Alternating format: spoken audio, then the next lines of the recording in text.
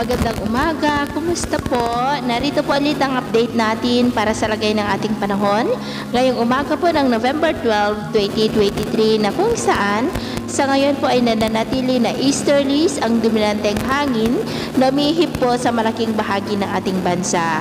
Ang amihan po ngayon ay nandyan sa may extreme northern Luzon at ang shear line ay nasa silangan po ng extreme northern Luzon. At sa labas naman po ng ating area of responsibility ay patuloy pa rin natin na binabantayan ang LPA na posibleng maging bagyo na banta sa ating bansa next week at ito naman po ay pinapakita ng forecast model natin pong ginagamit hanggang po sa susunod na 2 linggo.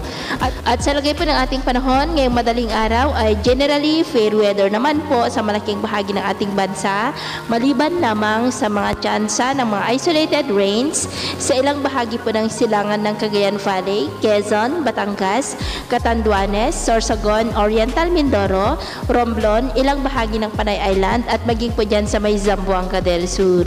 At mamaya po ay sisikat ang araw sa malaking bahagi ng ating bansa maliban lamang sa mga tsansa ng maulap na kalangitan with isolated rains sa ilang bahagi. At mamayang hapon, generally fair weather pa rin naman po sa malaking bahagi ng ating bansa pero posible pa rin ang mga tsansa ng mga isolated rains sa ilang lugar.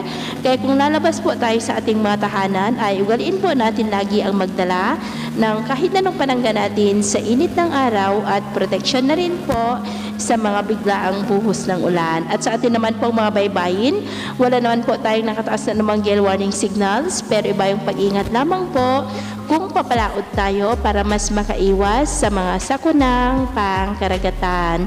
So yun po muna ang latest update natin sa araw na ito. Ito po muli si James na nagsasabing sa kahit anong pagsubok po na darating sa ating buhay, huwag po tayong mawawalan ng pag-asa. Thank you and God bless!